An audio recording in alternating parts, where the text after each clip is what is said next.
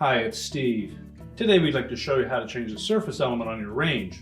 It's a really easy repair. Let me show you how we do it. Now before we begin this repair, the first thing we'll need to do is to disconnect power to the range.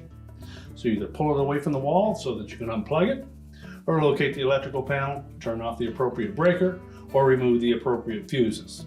And once we've done that, we're then going to take that main top completely off of the range so that we can change out the part. So now that we've disconnected the power, we'll open up that door and we're going to remove two screws that secure that main top to the body of the range.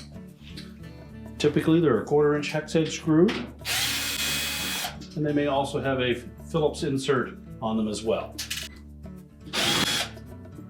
Now with the retaining screws removed, we'll next lift up on the front edge of that main top. Just pull it slightly forward. And once we expose the harness connector at the back, we can disconnect it there. Simply depress the two locking tabs.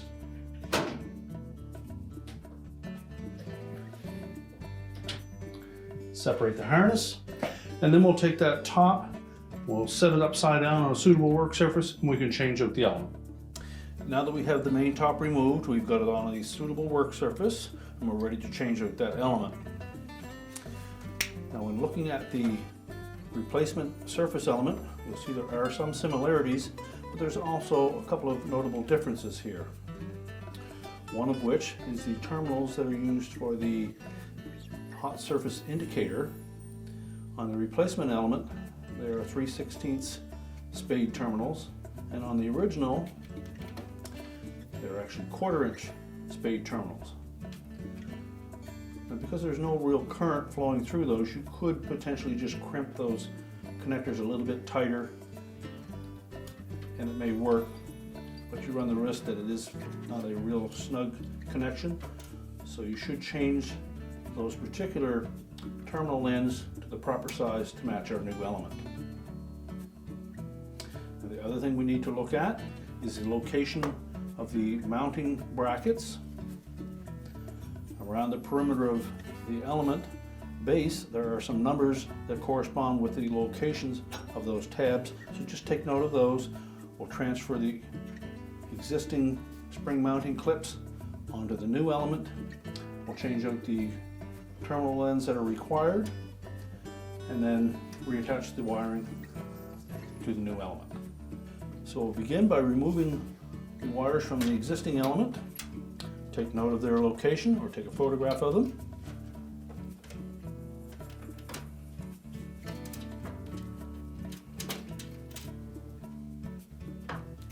Then we'll remove the brackets from the main top.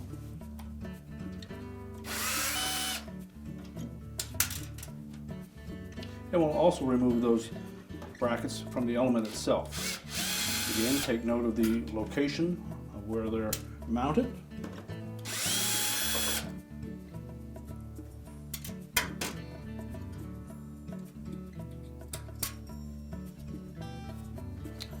We can then remove and discard the old element. We'll next take the opportunity to clean the surface before we install our new element. We'll next just position that element roughly in position. Then we will locate the mounting holes for the two mounting brackets based on the numbers. Then next we'll mount those two brackets to the top.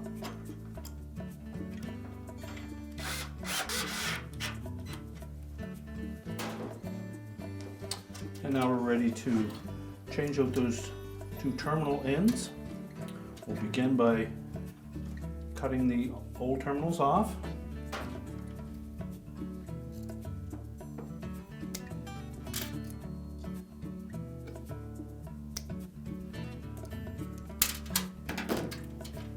And discard those. So next we'll strip back a little of the insulation from that wire.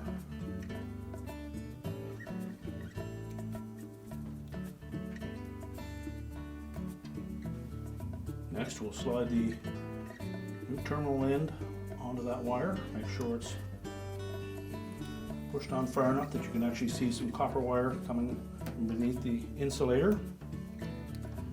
and then crimp it into place.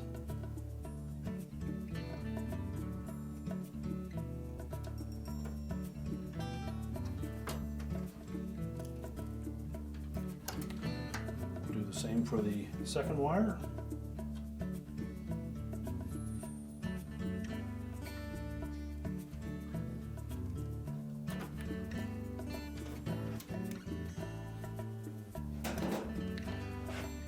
Firmly crimped onto the wires and install them onto the terminals on that element.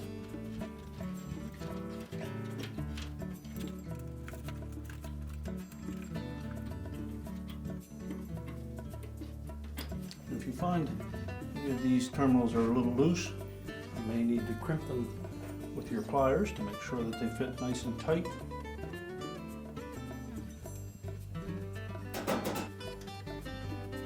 Now, if on your particular model you found that the length of the wire harness was not long enough to reach the terminals on your element, you would have noticed that included with the packaging was some extension wires for those. So just follow the instructions that came with the element kit to install those. Now that we have the new element installed and our wires installed, we're ready to put the main top back on the range. Now, when reinstalling that main top, we want to make sure that we have it even side to side. We're just going to set it back part way so that we can reach that wire harness, and we need to make sure that that is firmly connected. Press the two halves of that connector together and make sure both locking tabs engage. Then lining it up side to side, push it back into place until it hooks on both sides at the back. At that point, we can open the door and verify again that we are equal side to side. Let's push firmly back, and we'll reinstall the two mounting screws that secure it to the frame. Then we can close the oven door up and prepare to put the range back into place. We're now ready to push the range back into place, reconnect the power, and our repair is complete.